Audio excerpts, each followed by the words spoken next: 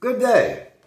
My name is Professor Anthony Revicchio, founder of the Financial Advisors Group and CEO of Revicchio Online Tax Advisors.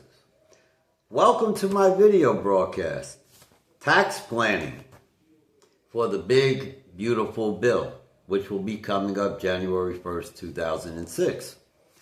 Grab a pen, because I'm going to take what would normally be about a 5-hour lecture and try to turn it into 10 minutes. So again, grab a pen. When we talk about tax planning for the big beautiful bill, right? What I'm not talking about is what's in the bill specifically, like tax credits and tax deductions. That's another conversation. That we would classify that more towards what's in next year's tax preparation. Tax planning is about reducing your taxable income. What are the tips and strategies specifically related to the big, beautiful bill that can lower your taxable income? And like I always say, the lower your taxable income is, the lower your tax liability is, the higher your tax refunds are. In the email that you should have received, you should have seen a 5-point plan. I'm going to go over that plan now in a little bit of detail. So the first item is act now. Well, what does that mean? Well, December 31st is right around the corner.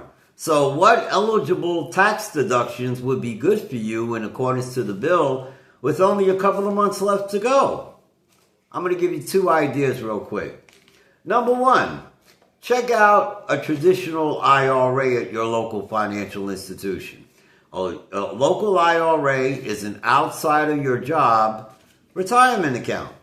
And for every $1,000 you put in that account, you could get up to $400 in tax savings. The maximum this year, I believe, is $7,000, but you can put in any amount you want. So you'll be saving for retirement while you're reducing your taxable income. So, and again, approximately speaking, for every $1,000 you put away per year for retirement, you should get $400 in tax savings. So, of course, the more you can put in, the merrier. Item number 2. Let's talk about, and forgive me because I'm looking at my notes, trying to increase your retirement contributions.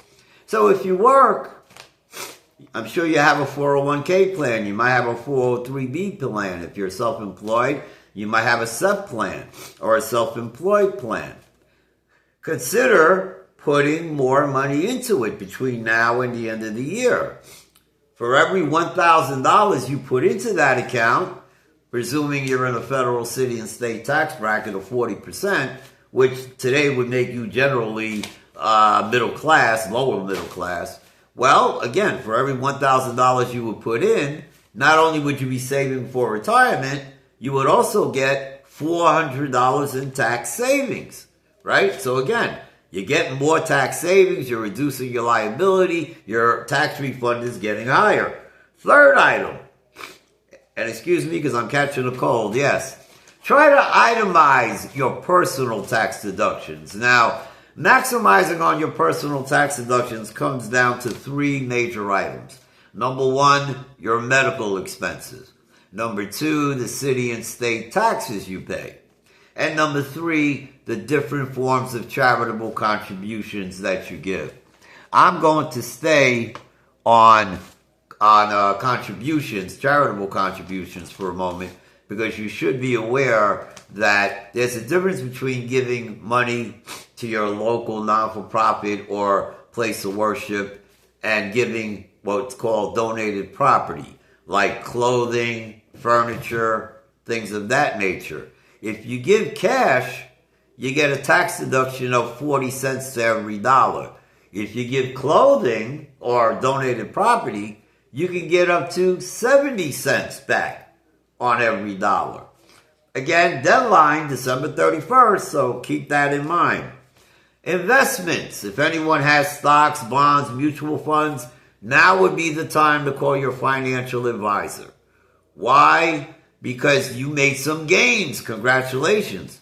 you might have had some losses. And if you did, you're allowed to deduct up to $3,000 of those losses. So call your financial advisor and find out if you have financial losses. Also, with the investments, remember there's a taxable difference between a short-term and a long-term investment gain.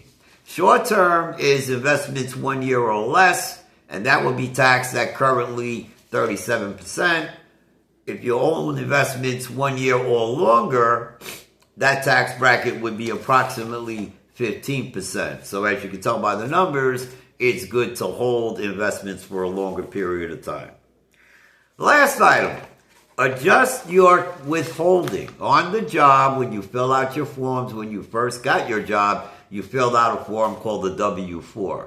And since then, that's the form that you tell the government how much money to take out of your check. And everybody in America says, oh, I'm paying so much in taxes. Well, I don't know if you are or if you aren't. But you should get it number crunched if you have a tax preparer, or more importantly, a tax advisor. Go to them to find out if you're paying too little or too much in income taxes. If you're paying too much, you might want to have that adjusted. And of course, if you're paying too little, you want to have that adjusted immediately. So, when it comes to the big, beautiful bill, those are the 5 areas that I recommend you take immediate action on. I know I've kept it broad, and I apologize. This was not meant to be a 10-hour video broadcast, but a 10-minute broadcast tops. However, I encourage everyone watching this, feel free to give me a call if you would like additional information. 347-575-5045. You'll also be receiving an email from me thanking you for watching this. And in that email, it's going to follow up on some of the items that I mentioned. If you need any additional information on any of those 5 items, feel free to reach out to me. It will be my pleasure. Thank you for coming. Thank you for showing. More importantly, thank you for being tax smart. Have a good day.